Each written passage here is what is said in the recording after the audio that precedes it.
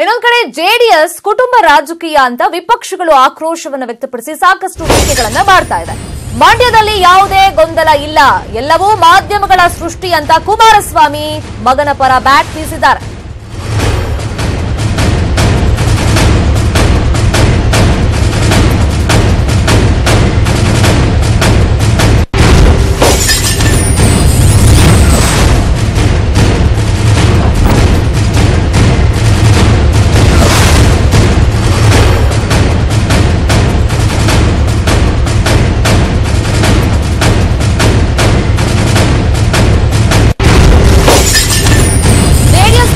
ರಾಜಕೀಯ ಮಾಡ್ತಾ ಇದೆ ಅಂತ ವಿಪಕ್ಷಗಳು ಆಕ್ರೋಶವನ್ನು ವ್ಯಕ್ತಪಡಿಸಿ ಸಾಕಷ್ಟು ಟೀಕೆಗಳನ್ನ ಮಾಡ್ತಾ ಇವೆ.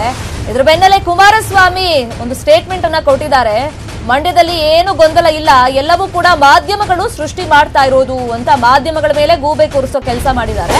ಇನ್ನು ಪುತ್ರ ನಿಖಿಲ್ ಪರ ಸಿಎಂ ಕುಮಾರಸ್ವಾಮಿ ಅವರು ಬ್ಯಾಟಿಂಗ್ ಮಾಡಿದ್ದಾರೆ. ಟಿಕೆಟ್ ಫೈನಲ್ ಆಗಿಲ್ಲ, ಹಾಗಂತ ನನ್ ಜೊತೆ ಇರಿ ಅಂತಾನು ಹೇಳಿಲ್ಲ. ಚುನಾವಣೆ ಅಂದ್ರೆ ಪರ ವಿರೋಧ ಇದ್ದೇ ಇರುತ್ತೆ ಅಂತ ಕುಮಾರಸ್ವಾಮಿ ಅವರು ಹೇಳಿರೋದು. ಬಿಜೆಪಿಯವ್ರ ಕೆಲಸಕ್ಕೆ ನಾನ್ ಅಡ್ಡಿ ಮಾಡಲ್ಲ ಅಂತ ಕೂಡ ಸಿಎಂ ಹೇಳಿಕೆಯನ್ನ ಕೊಟ್ಟಿದ್ದಾರೆ. ಮಂಡ್ಯದಲ್ಲಿ ತಮ್ಮ ಪುತ್ರನನ್ನ ನಿಲ್ಲಿಸ್ತಾರೆ ಕುಮಾರಸ್ವಾಮಿ, ಬಹುತೇಕ ಫೈನಲ್ ಆಗಿದೆ ಅಂತಾನೆ ಹೇಳಲಾಗ್ತಾ ಇದೆ. ಬಟ್ ಮಂಡ್ಯದಲ್ಲಿ ಒಂದಿಷ್ಟು ಗೊಂದಲ ಇದೆ, ಜೆಡಿಎಸ್ ಕುಟುಂಬ ರಾಜಕೀಯ ಮಾಡ್ತಾ ಇದೆ ಅನ್ನೋ ಆರೋಪಕ್ಕೆ ಈ ರೀತಿಯಾಗಿ ಕುಮಾರಸ್ವಾಮಿ ಅವರು ರಿಯಾಕ್ಟ್ ಮಾಡಿರೋದು.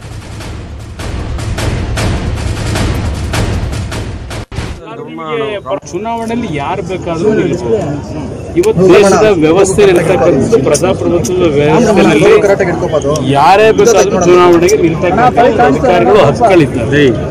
ಚುನಾವಣೆ ಬಂದಾಗ ಅದರ ಪ್ರಕ್ರಿಯೆಗಳು ಪ್ರಾರಂಭ ಆಗ್ತದೆ, ಆಗ ಒಂದು ವಾತಾವರಣ ಏನು ಅನ್ನೋದು ಗೊತ್ತಾಗ್ತದೆ. ಚುನಾವಣೆಯಲ್ಲಿ ಪರ ಮಾಡೋದು ವಿರೋಧ ಕೆಲವು ಪರನೂ ಮಾಡ್ತಾರೆ, ವಿರೋಧ ಮಾಡ್ತಾರೆ. ಎಲ್ಲರೂ ಪರವಾಗಿ ಮಾಡ್ಬೇಕು ಆಗುತ್ತಾ? ಯಾರು ಪರವಾಗಿ ಎಲ್ಲರೂ ಪರವಾಗಿ ಚುನಾವಣೆಯಲ್ಲಿ ಪರ ವಿರೋಧ ಎರಡೂ ಇರುತ್ತದೆ.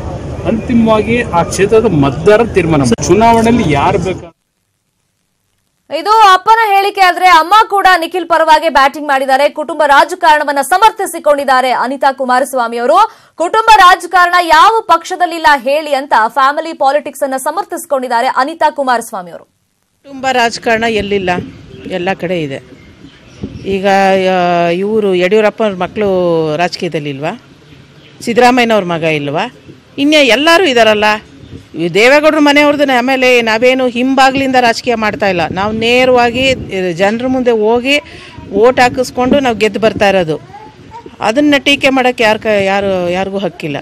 ಈಗ ನಮ್ಮ ಪಕ್ಷದ ಕಾರ್ಯಕರ್ತರು, ಮುಖಂಡರು, ನಮ್ಮ ಪಕ್ಷದ ವರಿಷ್ಠರು ಎಲ್ಲ ಸೇರಿ ತೀರ್ಮಾನ ಮಾಡಿದ್ದಾರೆ ಅವನೇ ಕ್ಯಾಂಡಿಡೇಟ್ ಆಗಬೇಕು ಅಂಥೇಳಿ.